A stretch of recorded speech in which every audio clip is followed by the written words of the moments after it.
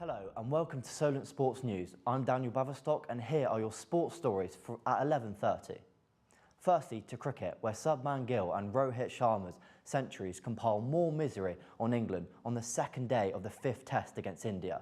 The home side are currently 444 runs for 8 wickets as they have a 227 runs in the first inning in the final test. India are currently leading 3-1 after England won the first test. After a brutal knife attack in Rome on Wednesday, this didn't stop one Brighton fan from witnessing his side take on Rome at the Stadio Olimpico last night. The fan that goes by the name of Jack Albion, along with the other that was attacked and robbed by a group of masked Italians near the Colosseum before the Seagulls Europa League clash with Roma. Despite undergoing 10 stitches, Jack managed to attend the game only to see his side suffer a 4-0 loss. Elsewhere, in the Europa League, English clubs had very different results. West Ham fell to a late goal from Michael van Gregovic in a 1-0 loss to Freiburg, and Liverpool demolished Sparta Prague 5-1.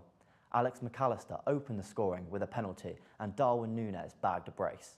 Conor Bradley's own goal was all Sparta could do at home. All second leg fixtures will be played on March the 14th. And Rasmus Højlund has just been named Premier League Player of the Month. The Danish striker scored 5 times in 4 games in February. He has also become the youngest player to score in 6 consecutive English top-flight games. The Manchester United striker now has 13 goals across all competitions this season.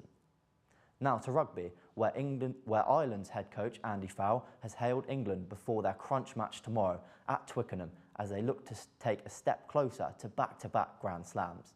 The Englishman knows the difficulties that Ireland will face in London, reflecting on the previous clashes with the Red Roses. England had a say in how we performed that day.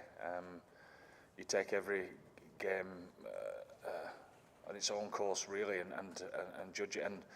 And you know, England did very well at slowing us down last year.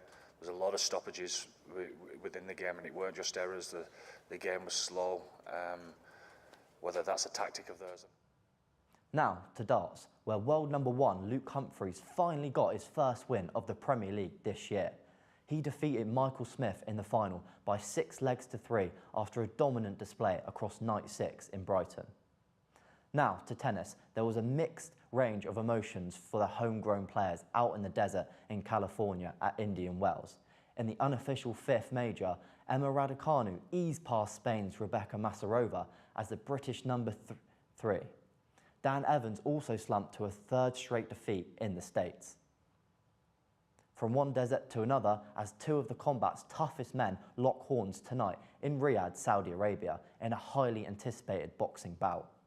Former world heavyweight champion Anthony Joshua will look to overcome MMA's Francis Ngannou in an exhibition match. The Cameroon all-rounder will look to go one better than his fight against Tyson Fury as he rattled the current lineal champion in a tense exchange. That's all for now. We'll be back at 1:30 for more sports stories.